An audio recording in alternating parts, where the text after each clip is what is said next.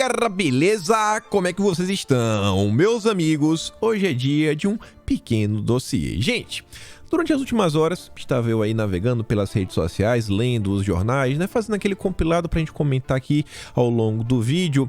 E comecei a ver algumas coisas que a priori estavam um pouco dispersas, não se conectavam, coisas ligadas a combustível, economia, mineração, mudanças no Código de Mineração do Brasil, um encontro que Bolsonaro teve aí, na verdade uma ligação telefônica entre Bolsonaro e o Putin, algumas movimentações a nível internacional, aí depois algumas coisas ligadas ao meio ambiente. Eu falei, rapaz, as coisas estão começando a se encaixar. É como se a gente estivesse diante de uma mudança no mundo. E o Brasil vem se posicionando de uma forma relativamente bem interessante, bem peculiar, e tudo graças ao governo federal, e a gente vai comentar sobre isso. E a coisa vai andando, inclusive a gente já vai começar falando sobre isso aqui. O primeiro tema do vídeo de hoje é gigante, o segundo tema é mais curtinho, e a gente volta a conectar as coisas no terceiro tema de novo, porque lendo também algumas coisas, me deparei com algumas matérias interessantes, falando sobre a base do governo, falando sobre o tal bolsonarismo, né? Os bolsonaristas, etc, blá blá blá, a imprensa, saiu um novo livro, inclusive, falando sobre partido digital. E você vai olhando assim as coisas, e eles falam assim, ó, pô, o Bolsonaro, ele pode até perder, mas ele já ganhou, porque esse tal bolsonarismo não vai desaparecer, essa parcela de 30% da sociedade veio para ficar. E isso se encaixa com vários movimentos que estão acontecendo, algumas coisas que inclusive vêm se intensificando desde 2020, com o advento aí da pandemia. Ao longo do vídeo de hoje a gente vai comentar sobre tudo isso, enfim, muita coisa já nesse primeiro tema, economia, Petrobras, últimas notícias, a conversa de Bolsonaro com Putin, alguns movimentos internacionais, meio ambiente, ESG. Depois a gente fala rapidamente sobre a CPI do MEC, algumas coisas no Senado, Rodrigo Pacheco. Depois vamos falar desse embate Lula-Bolsonaro, esquerda e direita, bolsonarismo versus comunismo, né? Porque só tem esses dois lados no Brasil, não adianta tentar se enganar e fingir que tem uma terceira via. E se der tempo, a gente fala assim, de alguns assuntos globais e a turminha da terceira via. Mas vamos começar aqui só aquelas noticinhas, né, positivas que não vai cair o braço. Bolsonaro comenta o seguinte: o governo federal cria programa para estimular pesquisa e uso do nióbio. Pesquisa, empregabilidade e tecnologia, né? 3 pilares que esse programa aí vai estar promovendo. O programa Inova Nióbio vai focar no uso e aplicações do nióbio em óxidos, metais, ligas em materiais e produtos de alta tecnologia. Com isso, o governo brasileiro promove a inovação na indústria brasileira, dinamiza a economia, especializa os mercados e assegura a autonomia tecnológica do país em setores de alta tecnologia. O Brasil é considerado o maior produtor de nióbio do mundo, com cerca de 90% da produção mundial. Mais detalhes lá no canal do Telegram. E isso daqui se conecta com os próximos até assuntos, que é o seguinte: veja como o mundo, neste exato momento, está discutindo alguns temas como crise alimentar, crise energética, e um país em específico, devido à abundância de algumas commodities, né, como o potássio, o fósforo e o petróleo, ele vem se posicionando assim, de uma forma até estratégica, meio maldosa. Tô falando do pessoal da Rússia, né, como a imprensa vem apontando. Mas vamos continuar. No dia de ontem também, logo no início da manhã, na verdade isso aqui foi lá no meio da tarde, mas Bolsonaro fez uma postagem também no início da manhã. Tivemos a notícia positiva, que é o seguinte: em virtude da Lei Complementar número 194, de 23 de junho de 2022, os governadores começam a reduzir a alíquota do ICMS dos combustíveis em seus respectivos estados. A gasolina, em especial, terá a maior redução. Lembrando que o valor do tributo federal sobre a gasolina, o PIS/COFINS, se encontra congelado desde janeiro de 2019, em 69 centavos. Teve vários aumentos aí na gasolina, no preço do petróleo, mas o imposto federal, o mesmo de sempre. Por fim, destaco que a alíquota do PIS/COFINS sobre o óleo diesel está zerada desde a sanção e início de vigência da Lei Complementar número 192, de 11 de março de 2022. Atenção! A bancada do PT no Senado Federal, por unanimidade, votou contra a redução desses tributos. Lei Complementar 194/2022. E olha só, aqui foi a primeira postagem que Bolsonaro fez. Sancionado o projeto de lei complementar que torna os combustíveis item essencial e limita o ICMS sobre combustíveis nos estados, barateando o produto. Vale lembrar que o PT votou contra e governadores acionaram o judiciário para tentar impedir a lei. Entraram na ação os governadores de Pernambuco, Maranhão, Paraíba, Piauí, Bahia, Mato Grosso do Sul, Sergipe, Rio Grande do Norte, Alagoas, Ceará e Rio Grande do Sul. Basicamente todo o Nordeste, Rio Grande do Sul, né? Mato Grosso, que estão fora da região lá do Nordeste. E você vê, né? O Nordeste é meio que o reduto eleitoral do Lula. A maior parte aí, governadores ligados à extrema esquerda, não querem que o povo pague menos nos combustíveis. Logo de manhã cedo, o G1 já anunciava. O governo de São Paulo anuncia a redução do ICMS e preço médio do combustível deve ficar abaixo de R$ 6,50. Acho que todo mundo vai ficar feliz, né? Pagando menos. Estima-se que vai ter uma redução de mais de 60 centavos no preço da gasolina.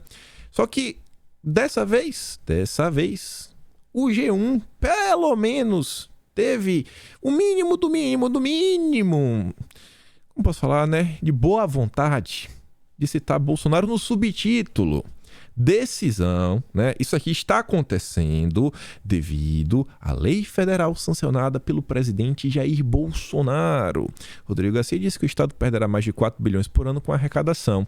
Não sei se isso é verdade, porque se a gente compara quantos estados recebiam lá em 2019, antes do aumento global das commodities, a gente vê o valor de hoje, eu acho que mesmo com essa redução de imposto, eles ainda estão ganhando aí uma quantia muito boa. Então, obrigado, presidente Jair Messias Bolsonaro.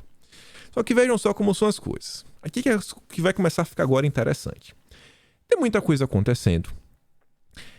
É notório, até a gente comentou no vídeo ontem sobre a tal Revolução Rosa, o Leonardo Coutinho aí se referindo como alguns analistas, cientistas políticos estão enxergando nessa espécie de mini revolução de esquerda que vem acontecendo na América Latina, só que esse avanço da esquerda, principalmente um avanço eleitoral, não está restrito ao nosso continente. É na Europa, é nos Estados Unidos. E você vê que a pandemia acelerou vários processos, causou alguns problemas também aí na economia, né? As nações, quebra nas cadeias de logística.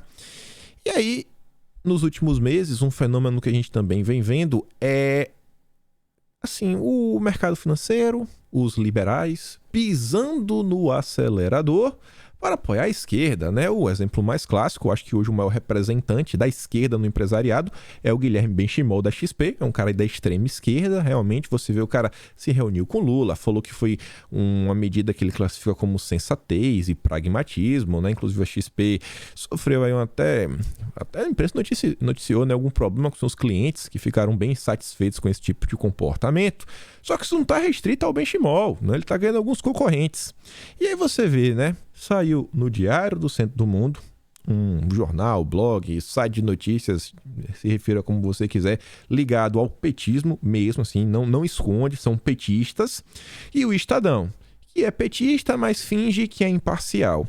Aí você vê, ó, vou ler do DCM. No último sábado, dia 25, durante um evento promovido pela Nord Research e patrocinado pelo BTG, o gestor multimercado e sócio Verde Asset, Luiz Parreiras, disse que é horrível dizer isso, mas quanto mais rápido a economia afundar, melhor. Que vai ajudar o Lula, né? Só pode. Quem em sã consciência acha que é bom a economia afundar rápido? Quem em sã consciência pensa isso? Aí tá lá o Estadão também, ó. O Estadão cobriu o painel marco do Nord Experience. Quanto mais rápido a economia afundar, melhor. Tem algo muito estranho aí, né? Tem algo muito estranho. Só que, por mais que toda essa turma esteja lutando pelo quanto pior melhor, igualzinho os senadores do PT, a realidade bate a porta. A realidade bate a porta e graças a Bolsonaro e o PLP 18... que visa a questão, né, da redução do ICMS, etc., até a XP, né, basicamente a extrema esquerda aí do mercado financeiro, teve que noticiar o seguinte: a XP reduz projeção do IPCA de 2022 de 9,2% para 7% após o PLP 18. A gente pode realmente ter uma redução na inflação, porque o combustível ele impacta em toda a cadeia de suprimentos, desde a logística até o produto, né? Porque, cara, por mais que você não precise de gasolina para você criar um produto, você tem que ter, pelo menos, a logística. Então vai baratear tudo. O Arthur fala o seguinte, ó, ninguém se esconde da verdade. A XPT reduzindo a projeção de inflação, enquanto o mundo explode, o Brasil é bem mais eficiente no controle da inflação e os especialistas sensatos e pragmáticos vão ajustando as previsões, mesmo sendo amiguinhos do molusco. E olha só, falei para vocês ontem uma coisa, vem depois disso daqui. Mais uma noticiazinha positiva sobre o Brasil. A Nike prevê ter 1.000 outlets e 50 lojas próprias em shoppings no Brasil. A empresa deve começar a vender produtos na loja virtual da Amaro. Expansão da rede de negócios no Brasil. Mais emprego. Economia movimentando. Mais investimentos. E o interessante é isso daqui. Enquanto aí o Verde Asset, né? A Faria Lula quer ver, parece que o mundo quebrar. A economia aí pro buraco. Olha essa matéria da BBC. Cada vez mais economistas acreditam que estamos à beira de uma recessão, embora alguns neguem. E aqui está falando não do Brasil. Não do Brasil, aqui está falando do mundo. É BBC News, Mundo, né? Inclusive você vê que o texto lá de cima está em espanhol. Pessoal, por mais que eles falem em inflação no Brasil, por mais que falem de, problema isso aqui, problema aquilo outro, o preço está aumentando, talvez falte isso daqui. Não se fala em recessão no Brasil. Pelo contrário, só se revisa a economia brasileira para cima. Mês após mês, estamos vendo revisões, sabe, sempre para cima. Antes o ano começou com PIB negativo, depois 0,3, passou para 0,9, 1,1, 1,6, já estão se falando em 2,2. E o mês passa, nova revisão e nova revisão. Inclusive, a gente comentou em vídeo tem uns 3 dias, né? Um dado aí que pelo 22º mês consecutivo, o resultado foi maior do que a estimativa. Então você vê, o Brasil aí vem lidando de uma forma muito diferente do que o mundo vem fazendo. E um dos grandes problemas que o mundo enfrentou, que vem enfrentando, é problema ligado à energia. Você vê que o Brasil, PLP 18, foi uma das formas, fora o governo ter congelado os preços, né? Desculpa, não foi congelado de preço, zerado os impostos, zerou o imposto de várias coisas. E também tem uma questão que envolve fertilizantes, mas disso a gente fala daqui a pouco. Olha só como são as coisas. O governo que vem tentando fazer de tudo, todas as possibilidades possíveis, nos últimos dias aí indicou, nos últimos dias não, tem mais de um mês que indicou o Caio para ser o novo presidente da Petrobras. O presidente antigo ele não queria sair de jeito nenhum. Aí quando começou a se falar de CPI da Petrobras, rapaz, 48 horas, tchau, gente, tô indo embora, né? Foi bom aqui conhecer você, tá? Agora deu meu tempo, agora tô indo embora. Aí foi lá o Caio, né, o novo presidente, e tem uma turma que não gostou. Foi aprovado aí pelo conselho, né? Mas, como vocês podem ver aqui no Globo, Ana Petro e FUP denunciam a CVM a aprovação de Caio Paes de Andrade para a presidência da Petrobras. Entidades ainda pretendem entrar com ação judicial contra a decisão. Acionaram a CVM, vão entrar na justiça e dizem que o currículo do cara não é bom o suficiente. Não é bom o suficiente. Você vê, né? Aquela história que, por que a Petrobras não resolve? É o presidente que indica, né? Isso. Você vê que as coisas não são bem assim. E não é o primeiro nome que o governo tentou emplacar. O cara que saiu agora, nem lembro o nome dele. Acho que é Mauro alguma coisa. Enfim, antes dele o governo tentou emplacar o nome, não conseguiu. Aí colocou esse cara aí meio que tampão. Agora tá o Caio, a mesma confusão. Você vê, né? Nunca ninguém é bom o suficiente. Você começa a perguntar por quê. O Vilimigo diz, né? É fácil, é só indicar alguém que faça o que o presidente quer. Ele bota sem reticência, tá brincando, tá fazendo uma afirmação que as pessoas dizem. É o que eu mais ouvi quando afirmei que a culpa dos atuais problemas está no Conselho de Administração da Petrobras. Indicação do presidente da Petrobras foi judicializada pelos minoritários, pelos investidores, pela turma do mercado, pela turma aí que adora um SG e todas essas práticas. Mesmo assim, né, o Brasil vem lidando relativamente bem se a gente compara com outros países. Quando você pega aqui na própria América do Sul, nossos vizinhos, Peru tem paralisação de transportadoras contra preço do diesel. A Argentina também está enfrentando paralisações e a Argentina já está enfrentando também desabastecimento. A Argentina era um grande exemplo do Guga Chakra, né? Alguns jornalistas aí verificados lá do Twitter, nossa, como é bom ter um presidente, quem nunca ouviu essa frase, dos verificadinhos, os iluministas brasileiros se referindo ao Alberto Fernandes, presidente lá da Argentina. No Brasil, não estou falando em paralisação, pelo menos aqui, e aqui também não está faltando, né, por hora. Atos convocados por profissionais da categoria exigem redução no valor de combustível e mudanças no regime de trabalho. Aí tá, ó, Argentina, Peru, Brasil, Bolsonaro já negociou com Putin. Aula. Ele tá falando do quê? O que é que o Balboa tá falando? A gente chega lá. A Argentina limita a venda de dólar e moeda americana dispara no paralelo. Você vê que realmente está uma crise no mundo. Inflação, vários problemas, questões inclusive até disparidade, né, perante ao dólar. Enquanto isso, no ano de 2022, o real vem sendo a segunda moeda que mais se valorizou. Aí vamos continuar. Aí vejam só, o que é que o Balboa estava falando? Bolsonaro já negociou com Putin, enquanto o mundo também vem operando com baixo estoque de petróleo, né, de reservas de barris de petróleo, gasolina, etc. Antigamente tinham reservas para 100 dias, agora alguns países estão com reserva de apenas 10 dias. Bolsonaro, conversei com Putin, a chance de comprarmos diesel da Rússia. Vai comprar lá para garantir que não vai ter, etc.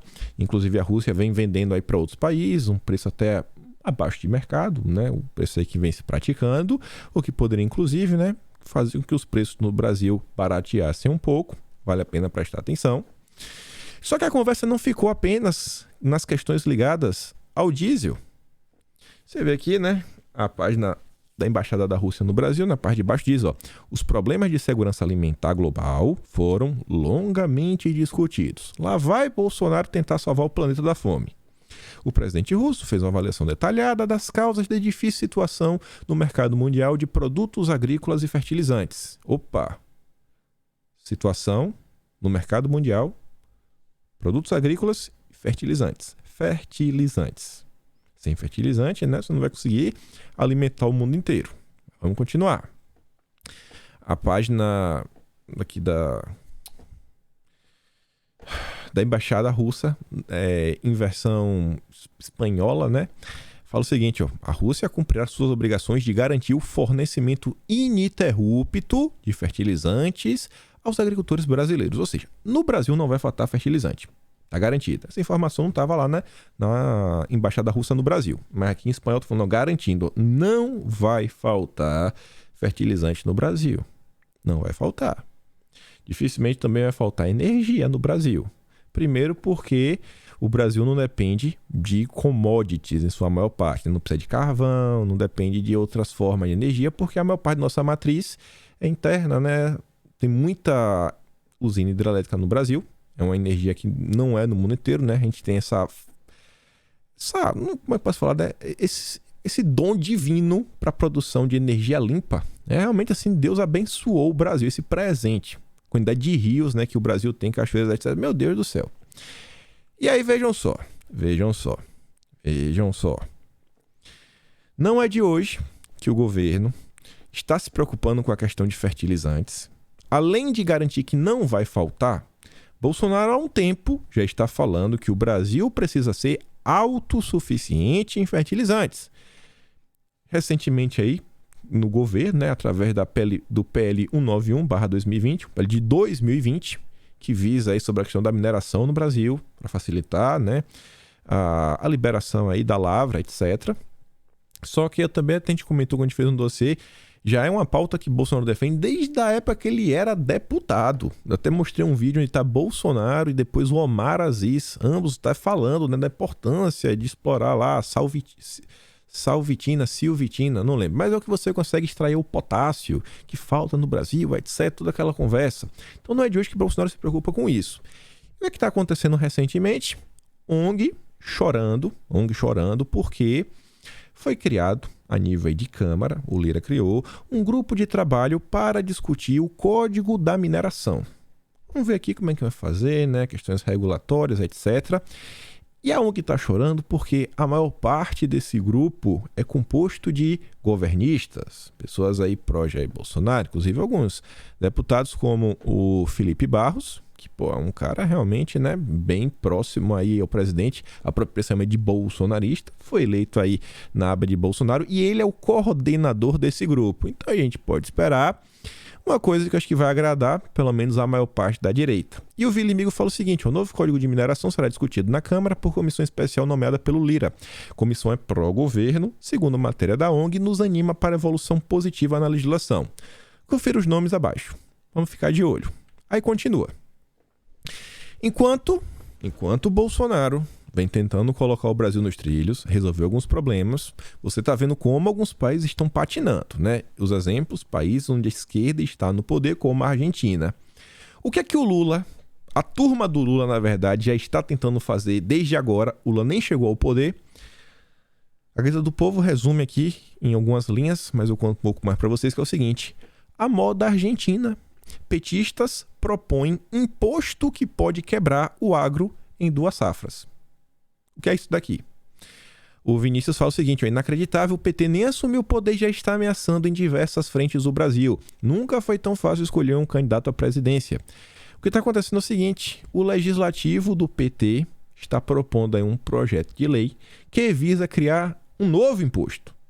Enquanto o governo Bolsonaro tenta reduzir impostos, simplificar impostos, os petistas querem criar um novo imposto. E esse daqui não é taxação sobre grandes fortunas, não. Eles querem criar agora um imposto de exportação. Se você vai exportar aí, né, carne, você vai ter que pagar. Tem que pagar, porque a gente tem que garantir que não vai faltar comida no Brasil, isso, aquilo, outro. E ao longo da matéria aí, eu não lembro qual foi o grupo parlamentar, foi um grupo de parlamentares aí, desmentiu o PT, falou, meu amigo, não, os dados que vocês estão apresentando estão completamente inverídicos.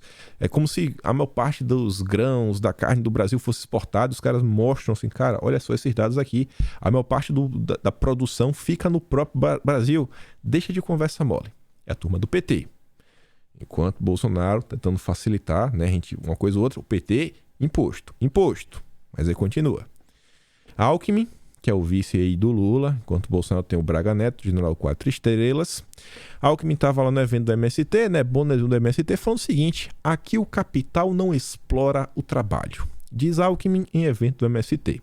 Essa é a preocupação do Lula, pensando no campo. Criar mais impostos e apoiar o MST. Qual a preocupação de Bolsonaro? Reduzir imposto.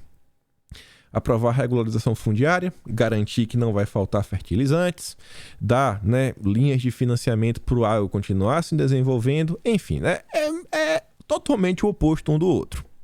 Também poder se defender, né, o pessoal do agronegócio, de quem quiser invadir suas terras. Aí vejam só, aqui que as coisas começaram a se encaixar. Estava assim, para priori, só algumas notícias positivas, né, esse compartilho Lula e Bolsonaro, que é o seguinte, algumas movimentações que começam a mexer mesmo, o tabuleiro mundial, que é o seguinte: Emirados Árabes Unidos foi admitido do BRICS. Bangladesh, Egito, Uruguai estão em tratativas. Opa, peraí. Que história é essa daqui?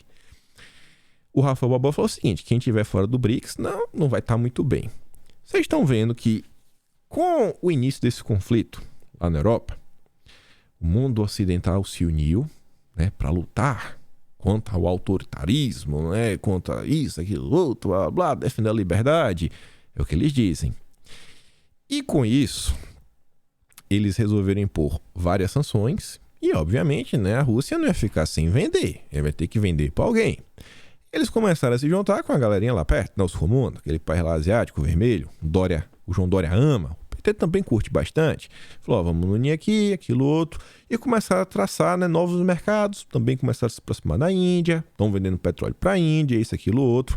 E o BRICS, inicialmente, era apenas 5 países. Brasil, Rússia, Índia, os comunas e a South Africa, né, África do Sul. E agora você vê começar a ampliar, né? Tá se falando Emirados Árabes Unidos, um grande produtor de petróleo. Bangladesh, Egito, Uruguai. Era 5, agora já tem 9. Aumentando. Está começando a se tornar quase um pequeno bloco, como, por exemplo, não tem a OTAN, não tem uma... Aonde é muito grande, né? Você tem a OTAN, você tem a União Europeia, você está vendo aqui um BRICS. Seria mais uma espécie de União Europeia, né? Tá mudando. E isso aí, obviamente, o BRICS expandindo, eles sempre tentam, né, melhorar os negócios entre si. E esses 5 países que já fazem parte são grandes produtores de commodities. E vários deles possuem coisas que são essenciais para o mundo não parar de vez. Inclusive evitar, né, uma crise alimentar, crise de fertilizantes, etc. O Bobo, ele compartilhou isso daqui e ele tinha também dado RT num post dele de 21 de junho. Ele falou, cara, dá uma lida nisso. Não sou um grande especialista de geopolítica, só que ele falou o seguinte, ó. A Rússia já está contornando o fornecimento de commodities para Estados Unidos e Europa. né? Porque eles vão parar de comprar. Os comunas, a Índia, o Brasil e demais membros do BRICS já aumentaram suas cotas, absorvendo 100% do que foi suspenso. E, em geral, com preços menores do que eram vendidos. Em breve, pagarão em sistema próprio com desconto. Meio que está acontecendo isso. Se esses países estão fazendo assim, meio que estão se autoajudando. E Europa e Estados Unidos é o mundo ocidental. Porque a gente não é ocidental, a gente é o sul. O sul eles não consideram nem ocidente. Eles também estão com os problemas econômicos. Vamos continuar. Veja só como são as coisas. O Reino Unido diz que a liberdade ucraniana vale o preço da inflação.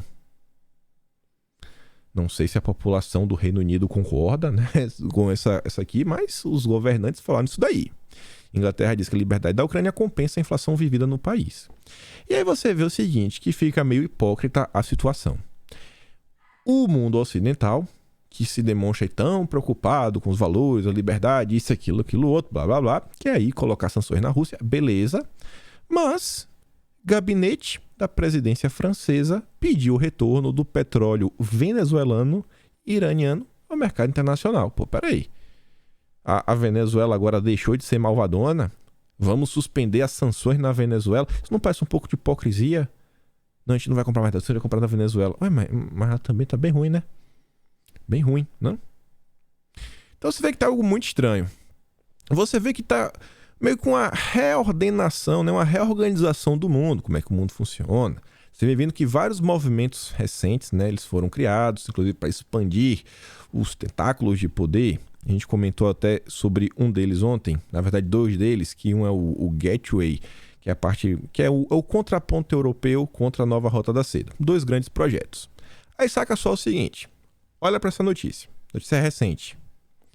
A União Europeia está dividida sobre como ajudar as nações mais pobres. Queremos ajudar. Como? Não sei. Na verdade, o que fica parecendo é que a União Europeia ela quer controlar as nações mais pobres. Ela não quer ajudar, ela quer controlar. E aí você vê como são as coisas, né? A matéria aqui é do Yahoo, essa postagem, só que a matéria original é da Reuters. A Reuters teve acesso, inclusive, a alguns documentos, etc. Eu estou trazendo aqui 5 parágrafos da matéria original da Reuters, né? Luxemburgo, dia 20 de junho. A União Europeia está dividida sobre como ajudar os países mais pobres a combater uma crescente crise alimentar e lidar com a escassez de fertilizantes causada pela situação na Ucrânia. Com alguns temendo que um plano para investir em plantas na África colida com objetivos verdes da União Europeia. Peraí. Vocês estão preocupados em ajudar os países ou com a agenda verde? Ele falando, pô, então quem vê, né? Porque se a gente investir naquele lugar, pô, aí pode ter problema na agenda verde. Tá estranho. A União Europeia tenta há semanas ajudar seus vizinhos, os mais pobres, né, da África e do Oriente Médio, a enfrentar a crise, oferecendo-lhe novos fundos, enquanto tenta convencê-los de que as sanções da União Europeia contra Moscou e Minsk não devem ser responsabilizadas pela emergência alimentar. É basicamente o seguinte, ó. A gente quer que vocês parem de comprar fertilizante russo. Beleza. Então eu vou extrair aqui das minhas minas no meu país. Não pode. Não pode. Por que não pode? Porque aí vai contra a pauta verde. Não é SG. Você não pode. Eu vou te dar dinheiro. Tá, mas eu vou comprar de quem? Se vira. Mas não compro da Rússia. E a gente vai comprar de quem? Vai passar fome? Passe fome pelo bem da Ucrânia. É quase isso. Em uma cúpula de líderes da União Europeia no final dessa semana, né, eles estavam planejando uma nova iniciativa que diminuiria estruturalmente a dependência nas nações mais pobres de fertilizantes russos, ajudando-os a desenvolver suas próprias fábricas. Vamos criar uma fábrica no seu país. Mas, em uma reunião com os enviados da União Europeia na semana passada, a Comissão Europeia se opôs explicitamente ao texto. Por quê? Alertando que apoiar a produção de fertilizantes em países em desenvolvimento seria inconsistente com as políticas de energia e meio ambiente da União Europeia, disseram autoridades. É a mesma história da Amazônia. Não, você não pode explorar a Amazônia porque a Amazônia é o pulmão do mundo. porque a Amazônia é responsável pelo, sabe, por capturar o carbono da atmosfera. Então o Brasil não pode. Todo mundo pode, né? Os Estados Unidos pode criar mil e uma fazenda, fazer isso, a vaca peida para tudo que é lado, na Europa também, mas o Brasil não pode. O Brasil não, sabe? Fazenda aqui no nosso país e aí no Brasil, proteção máxima. A mesma coisa. Então você vê, o pessoal está muito preocupado com controle. Parece que as pessoas não estão preocupadas, né, em matar a fome das pessoas, etc. A produção de fertilizantes químicos tem um grande impacto no meio ambiente. Não pode, requer grandes quantidades de energia. No entanto, eles são crucialmente eficazes para aumentar a produção agrícola. Então veja, a mesma pressão que é feita no Brasil, ela está sendo feita em outros países em desenvolvimento. E você vê que no final do dia, né, é a União Europeia querendo falar o que fulano, cicrano ou beltrano pode ou não pode fazer. É basicamente o que acontece no Brasil. Não é mais uma decisão soberana. Quem decide agora é a Comissão da União Europeia. É uma comissão que ninguém elegeu ninguém, mas eles são iluminados. Eles são perfis verificados do Twitter. Então eles sabem de tudo. Enquanto isso, olha quais são as preocupações de Bolsonaro. A gente conversou, viu? Antes do conflito, Bolsonaro estava na Rússia. Mas Bolsonaro foi. Bolsonaro garantiu. Na última ligação, a embaixada falou, a gente vai assegurar que não vai faltar no Brasil. Mesmo não faltando, Bolsonaro falou, PLP 191, PL 191. Mesmo assim, vamos lá, revisão aqui do Código de Mineração do Brasil, Felipe Barros, você vai ser o coordenador. E essa mudança, você acha que esses países, na hora que a confusão mesmo chegar, eles vão ficar falando, eu não quero brigar com a União Europeia não, eu prefiro ver minha população passando fome. Você começa a ver que o eixo de poder começa a meio que se deslocar, na geopolítica tem uma linha que até fala o seguinte, o mundo meio que estava a esquerda até às vezes gosta desse discurso, falando que vivíamos num mundo unipolar, né, que o Ocidente, que seria Estados Unidos e Europeia, meio que dominavam tudo, e agora, né, a Rússia tem uma ideia de criação de um mundo meio que multipolar, obviamente, né, eles querem liderar esse bloco multipolar. Ninguém é besta também, eles lá com os comunas, mas eles entendem a importância de nações soberanas para criar essa nova organização de forças internacionais. Eu até mostrei um mapa no passado sobre tudo isso. Aí vejam só, a matéria que a gente comentou ontem. Olha essa matéria sob essa ótica, como eu acabei de falar. Que é a questão, né, que o G7 quer investir 600 bilhões em programa mundial para conter avanço dos comunas. Não é só dos comunas, porque os comunas também estão lá na turma do BRICS. É uma briga entre forças, né? Como é que vai ser as coisas? Se é Ocidente versus os comunas, que estavam meio sozinhos, mas agora tem os russos também. Como é que vai ser? Quem vai se aliar a quem? Quem vai comprar de quem? Quem vai deixar de vender para quem? Vocês estão vendo agora que a gente realmente chegou no momento que mesmo com toda a tecnologia que o ser humano desenvolveu, está se falando em falta de comida. Por quê? Por causa de regulamentação. Por causa de regras e mais regras que você não sabe de onde que o pessoal tira. Mas é para salvar o planeta. Então aqui você vê, esse texto que falava, isso aqui é uma iniciativa para tentar combater a nova Rota da Seda, que também visa investir em infraestrutura, diversas coisas, blá blá blá, que infraestrutura é importantíssimo se você inclusive quer, né, exportar, vender, transportar através de países as commodities. A gente viu durante as sanções agora a empresa não vai poder levar o produto do Brasil lá para a Europa, para a Rússia, por causa da sanção, né? A gente não entrega lá. Se você tem uma indústria desenvolvida, né, competidor do mercado, não falta quem queira fazer o serviço. Aí continua. Diante de todos esses problemas, qual é a preocupação do Globo? Tentar te explicar o que seria litigância climática. Entenda como ela funciona e o que as empresas precisam se preocupar. A Globo ainda quer falar o que você precisa se preocupar, né? Pronto. Litigância climática. Meu Deus. 2 parágrafos já são mais do que o suficiente, que é o seguinte, um dos casos mais emblemáticos, litigância climática basicamente seria embates judiciais que envolvem questões climáticas. E um dos casos mais emblemáticos foi julgado pelo Tribunal Distrital de Haia, na Holanda, em maio de 2021, em uma ação movida pela Organização Ambiental Holandesa, não sei nem como se pronuncia aquele nome holandês, mas enfim, é uma ONG. Nela, a corte determinou que a petroleira, a Shell que vocês todos conhecem, né? Vermelha e amarela, desculpa. Reduza suas emissões de carbono em 45% em 2030, em comparação aos níveis de 2019. O interessante deste caso é que a decisão trouxe um capítulo específico em que discorreu sobre as alterações climáticas e seus riscos e usou princípios de direitos humanos para cobrar a responsabilidade da companhia. Olha só. Aí eu te pergunto, será que é vantagem investir em refino? Investir em extração de petróleo? Olha a dificuldade, você tem que ser SG, você tem que ter carbono zero. Pô, petróleo é combustível fóssil, é carbono do início até o fim. Olha como, sabe, você está vendo os problemas que estão sendo criados, desenhados. Olha a preocupação dos europeus. Olha a preocupação da turma verde. Esta foi a primeira vez, e aqui ainda é mais complicado, que uma corte usou o Acordo de Paris para instituir a obrigação de reduzir as emissões para uma empresa. O Acordo de Paris, feito aí, não é algo nacional, né? É um acordo internacional, multilateral, que foi feito aí pelos governos do momento, nem todo mundo assinou, nem todo mundo concordou com tudo, e uma empresa privada está sendo penalizada por causa desse tipo de acordo. Onde está a soberania nacional daquele país onde ela opera? E o caso não parou por aí. Em março deste ano, saiu a notícia de que diretores da Shell estavam sendo processados na Justiça do Reino Unido por não preparar a companhia para chegar ao net zero, ou seja, a situação em que as emissões líquidas de gases de efeito estufa, que sua operação em cadeia de fornecedores produz, são zeradas, tem que ser no zero. Será que vale a pena produzir combustível fóssil? Será que isso aqui ajuda ou atrapalha, né, a redução dos combustíveis, a redução dos preços dos combustíveis? Aí você pega tudo isso, tudo que vem acontecendo. Olha a narrativa. Contaminações originam 10% dos casos de câncer na Europa.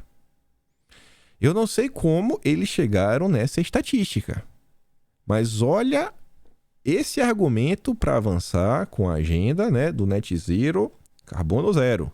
Ó, se você polui o ar, as pessoas vão morrer de câncer. Você está falando isso com base em quê? Vai ter um estudo. Tem um estudo. Esse tipo de agenda, inclusive, começou a questão do cigarro. Você acha que não tem relação? Tem toda a ali foi o único, tudo começou.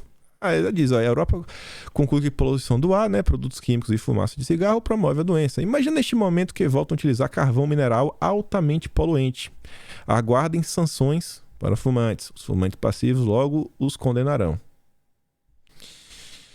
E aí você olha isso aqui também. Forbes, revista, né? Banca de revista, as letras que estão mudando o mundo, ESG.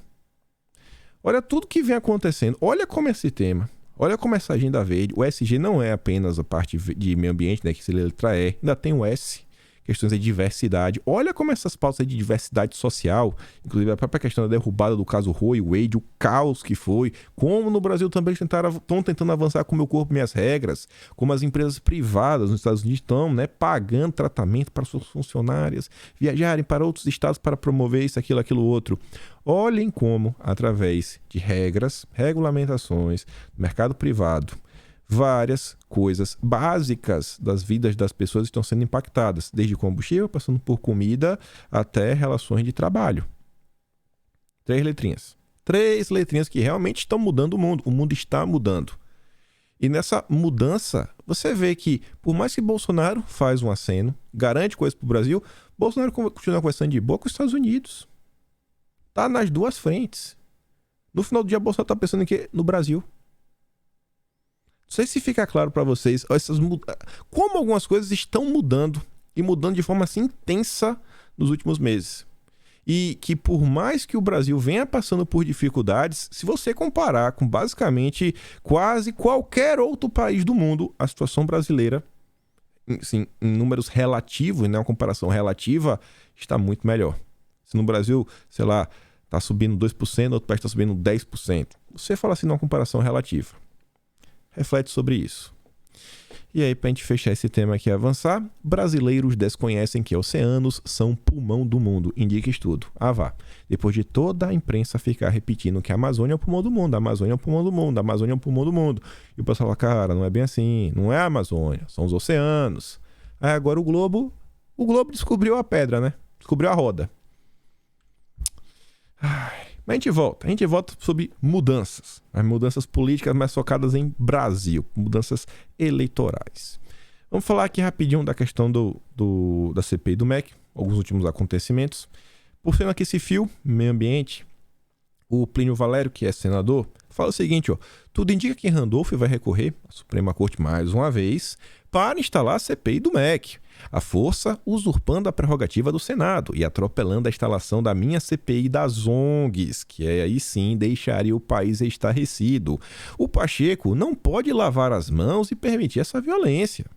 Vou cobrar diariamente o Pacheco, que ele respeite o regimento do Senado e não deixe o Judiciário usurpar o direito dos 30 senadores que assinaram a favor da CPI das ONGs, pronta para ser instalada desde 2019. Desde 2019. E, inclusive, tem a lei que é o seguinte: a CPI, para você instalar uma CPI, tem a fila. Se você quer instalar a CPI de número 4, você tem que pelo menos rejeitar a de número 1, 2 e 3. Aí você pode instaurar a CPI de número 4. Mas o Pacheco, Por que a CPI do MEC é mais importante que os absurdos que acontecem na Amazônia? Por quê? Sobre CPI, antes de falar da CPI do MEC, isso aqui estava no vídeo de ontem, e é uma coisa interessantíssima, mas muito interessante, que envolve a CPI do Senado, a CPI da pandemia. O Metrópolis trouxe em primeira mão o seguinte, que donos de plano de saúde poupados na CPI da pandemia fazem doações ao PT. Não, peraí. Pessoas estavam sendo investigadas e foram poupadas e o tempo passou e essas pessoas fizeram doações ao PT. Eu não acredito. Vamos ver o que a matéria está falando. 4 integrantes da família Corem de Lima, dona da operadora de saúde Rap Vida, doaram R$250 mil para o Diretório Nacional do Partido em abril, de acordo com a declaração feita pela Legenda da Justiça Eleitoral. A empresa entrou na mira da CPI da pandemia no Senado do ano passado, junto com outras 2 operadoras, porque estariam, usando os polêmicos, aqueles medicamentos que não podemos nem falar o nome. Partiu justamente de 2 petistas, o Humberto Costa e o Rogério Carvalho, o pedido de convocação de Jorge Pinheiro Corem de Lima, o CEO da Rap Vida, e de representante da Unimed, Prevent Senior, blá, blá, blá, etc. Nenhum executivo da Rap Vida constou da lista de indiciados pela comissão de inquérito.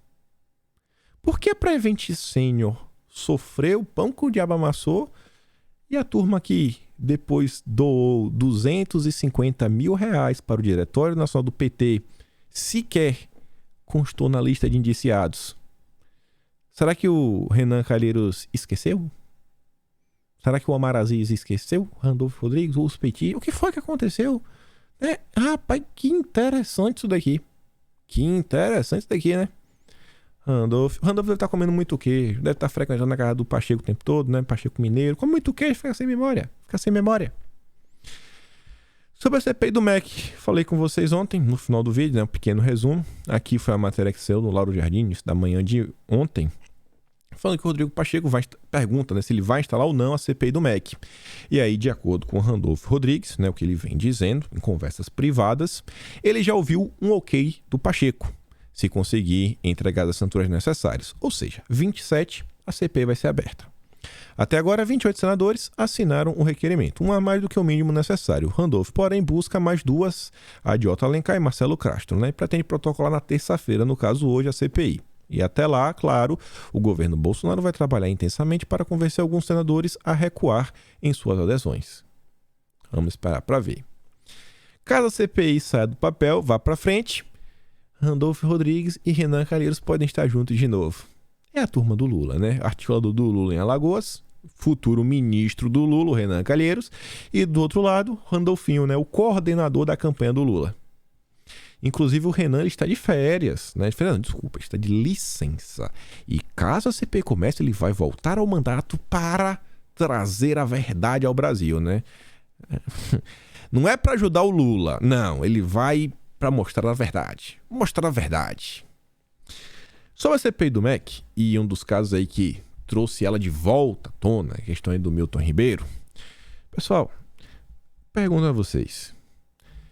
O que interessa para o país uma conversa privada entre o Milton Ribeiro e sua esposa, onde não tem nada a ver com dinheiro, com verba pública nem nada, mas apenas a esposa querendo saber o estado de saúde e como o Milton está sendo tratado e se ele passa bem.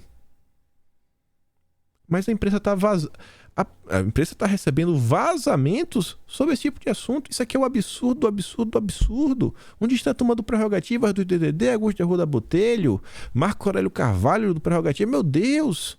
Eles desapareceram, a OAB desapareceu, mas tá lá, ó. Quando ainda estava preso, o Milton Ribeiro ligou para sua mulher da Superintendência da Polícia Federal em São Paulo. No telefonema disse que estava sendo muito bem tratado com muita cortesia. A Patrícia diz, ué, isso seria para tratar como? Não são vocês que defendem o direito dos manos? Ou pro Milton tem que ser com pau de arara, né? A imprensa é maléfica e ridícula.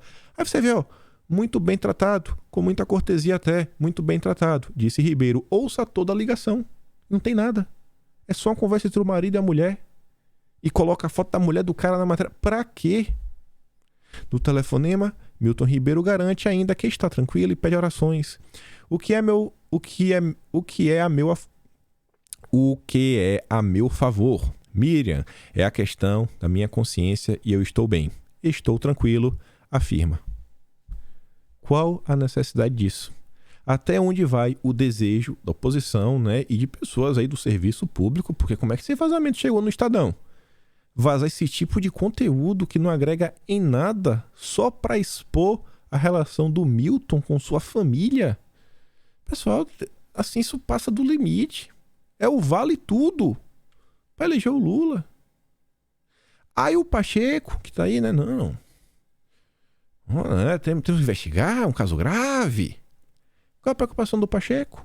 Garantir, né, que qualquer mínimo roubo ou bravata contra a democracia, o Estado Democrático de Direito, levará a uma pronta reação do Senado. Não vamos aceitar ameaças contra o Estado Democrático de Direito. Tá bom. Onde é que está o Pacheco quando sai esse tipo de notícia? O Estadão solta um editorial para falar que o bolsonarismo antagoniza aí com a Suprema Corte porque, né, eles representam a defesa dos princípios constitucionais que protegem minorias e impedem desvarios autoritários da extrema-direita. Pronto. 30% do país é extremista, né, não quer direito, é autoritário, é violento. Mais de 30%. Que eles garantem. Eles garantem que pelo menos 30% do país é bolsonarista. Você vê, né? 30% do país não vale. Essa massa está excluída, não pode nem ter voz na sociedade. Só falta mandar confiscar as empresas. Cadê o... Isso aqui não é uma ameaça às instituições, porque o povo deveria ser a instituição máxima, né? O povo é a instituição máxima do país, mas o Pacheco não tá nem aí. O Pacheco finge que não vê esse tipo de coisa. Aí se algum de vocês responde ao Estadão, reclama, ó, tá atacando o jornalismo, hein? Pacheco vai ficar triste com você, vai mandar BCPI. Mas vamos voltar para falar de mudanças. Ontem o Congresso em Foco soltou aí um texto puto da vida com a esquerda. A manchete é o seguinte, o foco é Bolsonaro estúpido, a Globo não é candidata a nada. O que é que eles querem falar com isso? Aí começa a falar, né, como foi o surgimento dessas questões de esquerda e direita, como é que tudo começou, etc, e blá blá blá. Aí querem falar o seguinte, que pelo simples fato de que a direita, moderada ou radical, sempre está unida em torno de seus interesses, sobretudo patrimonialista, né? Falando, a direita consegue se unir no final dos dias, enquanto as esquerdas se digladiam entre suas diversas correntes e dificilmente se unem em torno de um objetivo comum. Essa falta de foco é visível no atual momento político brasileiro. Chega a ser ridícula e perigosa a posição adotada por alguns participantes da cena eleitoral. Olha qual o problema. Olha o que o Congresso Foco está falando.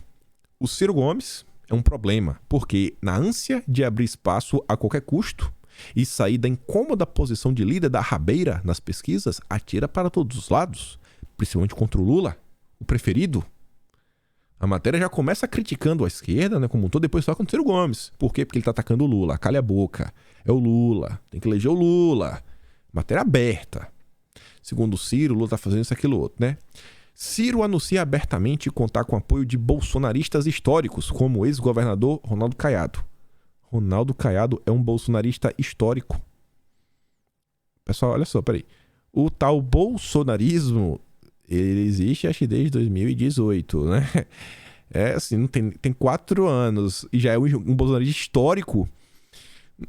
O, o tempo nem permite. O tempo nem permite, viu? O único bolsonarista histórico que tem é o próprio Bolsonaro e os filhos dele.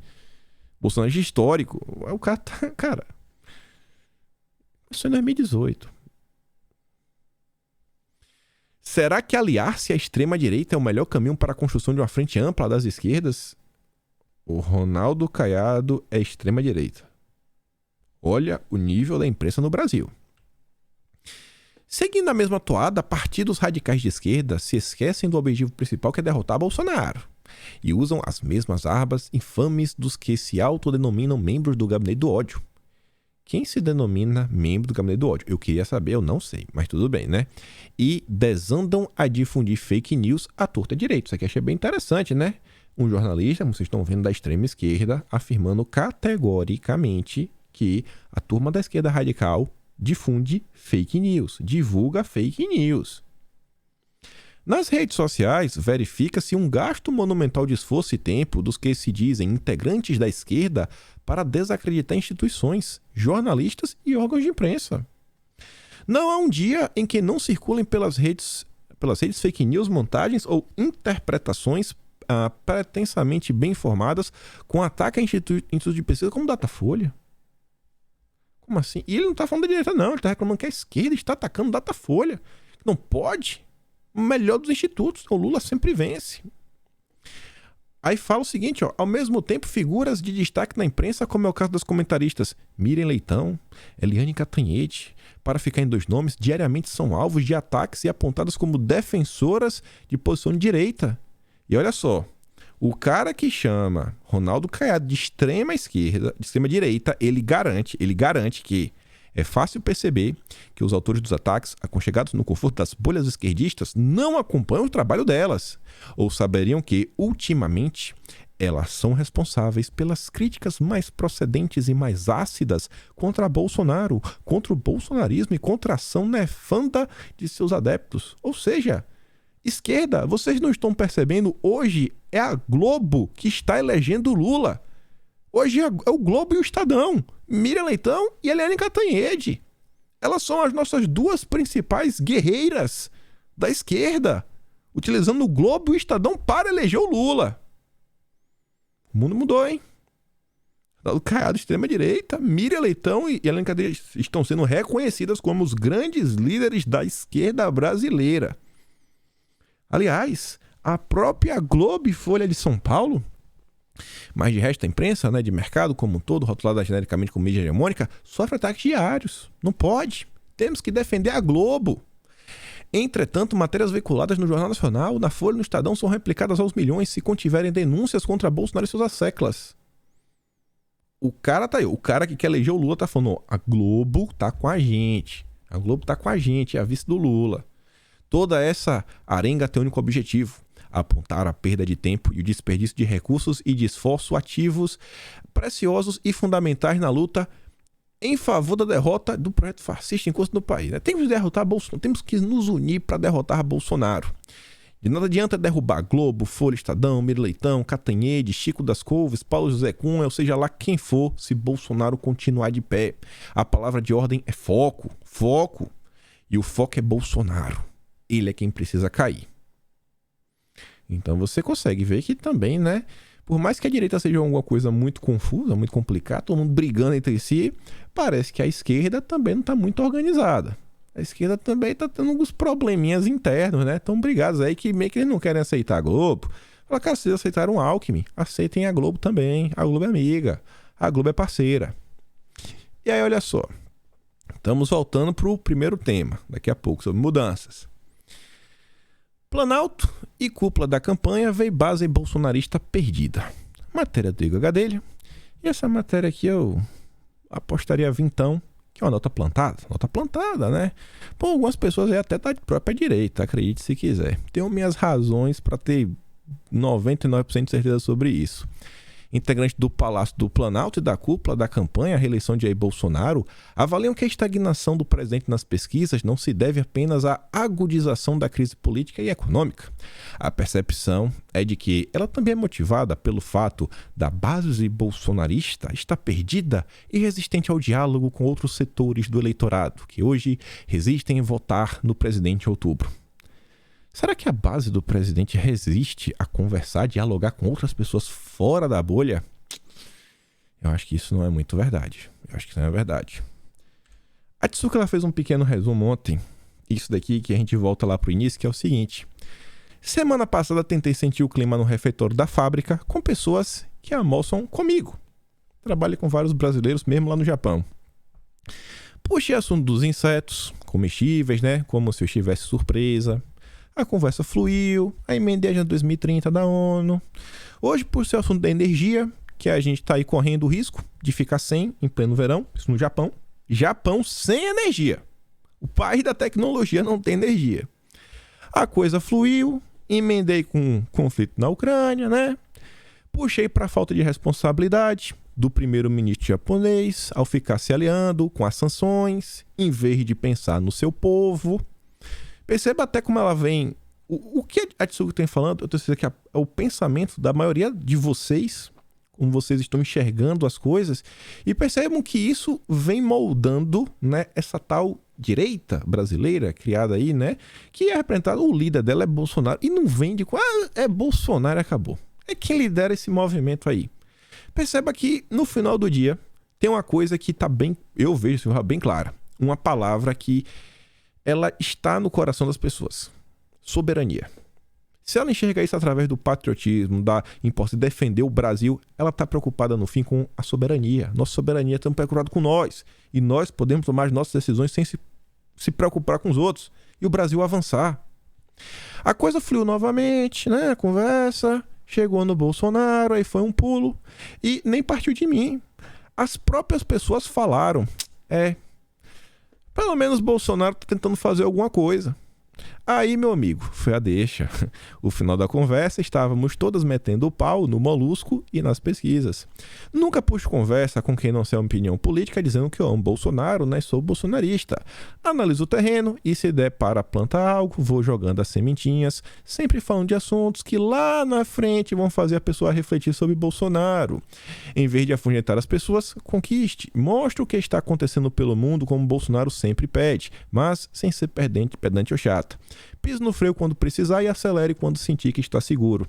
Isso daqui eu acho que é o comportamento de 90% das pessoas. Se Bolsonaro foi eleito, no final do dia, primeiro por ele, né? Ele, por ser quem ele é, pelo que ele defende, e os votos, a maior parte dos votos, vocês não vão me falar que em algum momento vocês foram assim. Vocês encontraram alguém, vocês bateram papo, vocês conseguiram fazer que a pessoa começasse a olhar pro Brasil lá em 2017, 2018 e falar, cara, você vai votar no Alckmin, você vai votar no Haddad, cara, olha o que tá acontecendo, olha esse cara aqui, olha o que ele diz. O cara fala, né, pronto, você converteu um voto. A pessoa que plantou aquela nota, inclusive, recortou uma foto minha, com uma pessoa de fora da bolha, que eu participei de uma live e que eu mantive os posicionamentos que eu sempre mantenho, defendendo o governo ainda e tentando me acusar de estar basicamente apoiando Ciro Gomes. E aí a pessoa que planta a nota quer falar que a base bolsonarista não quer conversar para fora da bolha. É uma cara de pau assim que eu fico, rapaz, é sem igual. E aí vai conversar com o Igor Gadelha, rapaz, é feio, viu? Isso é muito feio. Tu fez, fica de indiretinha no Twitter, eu fico assim olhando e falo, rapaz, que cara de pau, viu? Isso aqui é que a base tá fazendo e vem fazendo há muito tempo. Mas não é só sobre isso que eu quero comentar. Aqui a gente fecha o assunto, que é a parte que eu achei bem interessante. Tem um tema que pode talvez servir de pesquisa pra vocês dar um bisu, que é o seguinte. A Folha de São Paulo, ela divulgou aí, né, um livro. E aí, para divulgar esse livro, ela solta essa matéria que é o seguinte: governo Bolsonaro. Bolsonarismo é vitorioso mesmo se perder a eleição, diz autor de Limite da Democracia. Assim como o mundo iniciou uma mudança que não tem mais volta, vai mudar. Claro, né? Eles já estão tentando mudar o mundo há tanto tempo. O mundo está mudando, né? A composição das forças está mudando. No Brasil, a mesma coisa está acontecendo. Impressionado com os atos, né, de 7 de setembro, aí já a golpista, impressionado com 7 de setembro, né? Um professor, um especialista aí, né, escreveu um livro. Tentou fazer um diagnóstico do que está acontecendo, né? E está nesse terreno um dos pontos fortes de limites da democracia, com base em estudos acadêmicos do Brasil e do exterior, muitas vezes reinterpretados pelo Nobre. O livro demonstra a impossibilidade de radiografar a realidade política do país sem uma percepção detalhada dos avanços digitais. O autor observa o bolsonarismo sob vários ângulos, entre eles como um partido digital. Partido digital, mostrando como o governo, ele até fala o seguinte, o governo Temer foi o último governo analógico, né? Que era realmente assim, sei lá, sabe, não tinha eletricidade. Era tudo à base do fogo, né? Não tinha nem inventado a roda. A rede social não se fazia presente como é hoje. E as coisas mudaram muito. E a direita se encaixa nesse percurso. Ele até fala nesse livro sobre como a falta de um partido sequer até abala Bolsonaro, porque ele tem esse partido digital para apoiá-lo em diversas movimentações e coisas diversas e blá blá blá. Mas óbvio, tem vários conteúdos. É uma tese de esquerda, né, que vem sendo discutida. Mas ele fala o seguinte, ó. Essa é uma das razões para que Nobre, ao fim do penúltimo capítulo, conclua: perdendo ou ganhando a eleição de 2022, o bolsonarismo já ganhou. Derrotá-lo será tarefa para muitos anos. Apesar de tudo que aconteceu nos últimos 3 anos e meio, Bolsonaro mantém por volta de 30% de apoio. E não é um apoio da boca para fora. Existe um alto grau de engajamento. É muito razoável imaginar que Bolsonaro consiga manter essa base antissistema ao seu lado, mesmo que perca a eleição. Só que não vai perder. Toda essa mudança que está acontecendo a nível internacional, ela tem reflexo no Brasil. Bolsonaro ele vai se posicionando de várias formas. As pessoas estão vendo. As pessoas estão acordando para o que está acontecendo. Estão acordando. As pessoas hoje, você vê que elas têm 1001 razões para não votar no Lula. Elas não falam, pô, o descondenado, foi preso. Não, as pessoas sabem o que o PT representa, as pessoas sabem o que a esquerda representa. Você vê que a direita realmente ela tem argumentos. Então, assim, essa direita, ela veio para ficar. Se a gente não conseguir eleger a quantidade de representantes que nós queremos agora, o cara vai vir em 2024, a gente vai eleger mais ainda. Mais vereadores, mais prefeitos. Vai chegar 2026, vai eleger mais deputados estaduais, mais deputados federais, mais governadores de direita. E é uma tendência e vai ficar, a não ser que eles tentem dar um cala-boca em todo mundo. E acho que vai ser meio complicado, né, se eles virem por tudo ou nada. Então, gente, é uma situação real, não tem mais como retroceder. Da mesma forma que as coisas estão mudando em nível internacional, nacionalmente tem algumas mudanças que eram para ficar. E você olha esse cenário, você vê como a direita ela se posiciona de uma forma, principalmente a direita brasileira, bem destoante. Primeiro, pelas vantagens, pelos dotes naturais que o Brasil tem.